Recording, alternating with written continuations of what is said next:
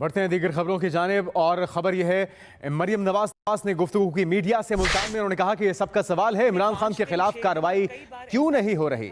ملتان میں مریم نواز نے صحافیوں سے گفتگو میں کہا کہ جیل بھرو تحریک کا آغاز زمان پارک سے ہونا چاہیے، تشریف لائیں، جیل کیا ہوتی ہے۔ مجھ سمیت تمام قائدین نے انتقام کا سامنا کیا، روئے نہیں، ڈٹ کر کھڑے رہے۔ نواز شریف عوام کا وزیر اعظم تھا، جنرل فیض حمید کا لایا ہوا نہیں، انہیں جہاز میں بھی ہتھکڑی لگائی گئی۔ نواز کے عمران خان پر تنقیدی وار۔ ملتان میں میڈیا سے گفتگو کرتے ہوئے کہا عمران خان عدالتوں میں پیش نہیں ہوتے، نواز شریف جیلوں میں رہے، ان کی 2 روز جیل میں رہنے کے بعد چیخیں نکل رہی ہیں۔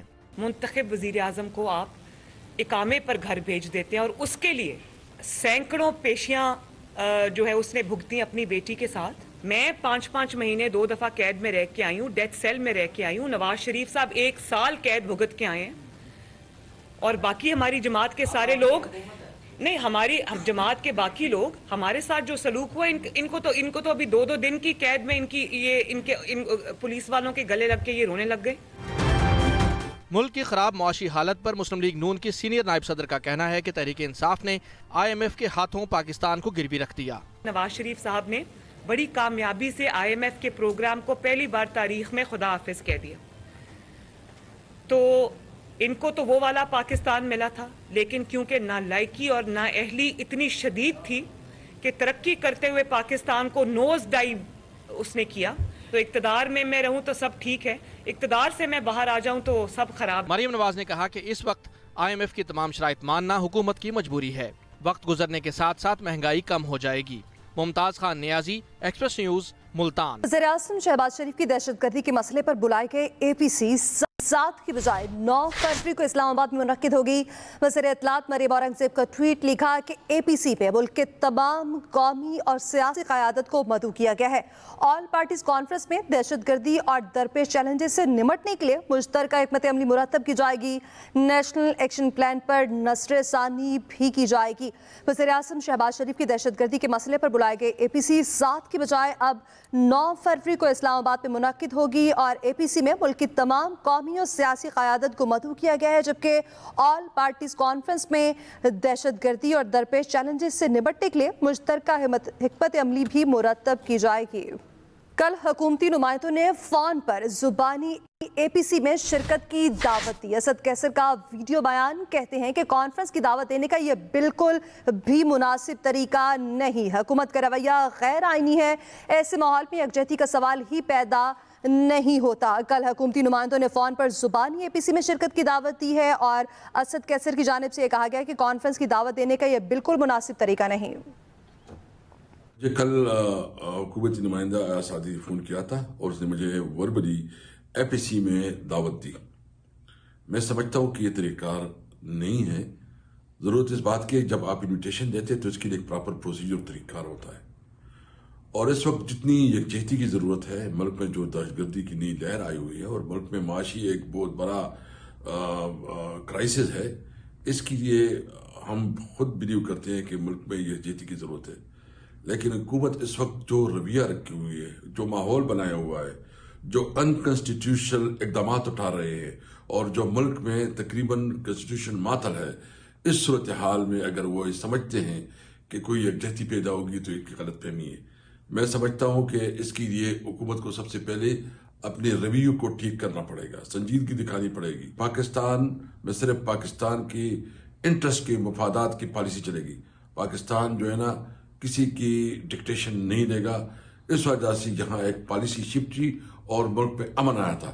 اب بھی ہم امن کے لیے سب کچھ کرنے کے لیے تیار ہیں، اپنی ذاتی دشمنیاں بھی اور اپنی کدورتیں بھی ختم کرنے کے لیے تیار ہیں، لیکن ضرورت اس بات کی ہے کہ حکومت اپنے رویے پہ نظر ثانی کرے۔ اسلام آباد ہائی کورٹ سے شیخ رشید کو ریلیف۔ کراچی میں درج مقدمات پر کارروائی سے روک دیا گیا۔ مشکو اور لسبیلا میں شیخ رشید پر درج FIRs بھی معطل کر دی گئی ہیں۔ اسلام آباد ہائی کورٹ سے شیخ رشید کو ریلیف مل گیا۔ کراچی میں درج مقدمات پر بھی ریلیف، جبکہ مشکو اور لسبیلا میں شیخ رشید پر درج FIRs معطل۔ اٹارنی جنرل ایڈوکیٹ جنرل کو نوٹس جاری کر دیا گیا ہے۔ سیشن کورٹ میں شیخ رشید کو کراچی منتقل کرنے کے لیے راہداری ریمانڈ کی استدعا بھی مسترد کر دی گئی ہے۔ جیل میں تفتیش کی اجازت پر سندھ پولیس کی جیل میں 1 گھنٹہ شیخ رشید سے تفتیش جاری رہی۔ सेशन कोर्ट में शेख रशीद की दरख्वास्त से जमानत बाद अज गिरफ्तारी पर समाअत हुई, जिस पर सरकारी वकला के नुमाइंदे ने दलाइल के लिए मोहलत मांग ली। साबिक सदर जनरल रिटायर्ड परवेज मुशर्रफ की पाकिस्तान में तदफीन के इंतजामात मुकम्मल कर लिए गए। परवेज मुशर्रफ का जस्द खाकी आज दुबई से पाकिस्तान रवाना किया जाएगा। साबिक सदर जनरल रिटायर्ड परवेज मुशर्रफ के अहले खाना भी मैयत के हमरा आएंगे। साबिक सदर का जस्द खाकी दुबई से खसूसी तैयारे पर कराची लाया जाएगा, जबकि ज़राए के मुताबिक परवेज मुशर्रफ की नमाज जनाजा कल नमाज मगरिब के बाद पोलो ग्राउंड मलीर कैंट में अदा की जाएगी। उन्हें ओल्ड आर्मी कब्रिस्तान में सुपर्दे खाक किया जाएगा, जबकि तर्जुमान दफ्तर खारजा के मुताबिक मुत्तहदा अरब अमारात में हमारा मिशन गमज़दा खानदान के साथ राब्ते में है। जस्द खाकी की वापसी के लिए तमाम सहूलियात फराहम कर रहे हैं। आगे बढ़ते हुए अहम खबर शामिल करेंगे। कच्चे के डाकुओं की लाहौर में एक और कार्रवाई। 60 साल शख्स को ट्रैप करके अगवा कर लिया गया। वो रसा का कहने है कि मुख्फी की रिहाई के बदले 1 करोड़ रुपए तावान का मुतालबा किया गया है। नोमान शेख हमारे साथ मौजूद है, मजीद उनसे जान लेते हैं। नोमान, बताइएगा इस हवाले से क्या तफसीलात हैं आपके पास?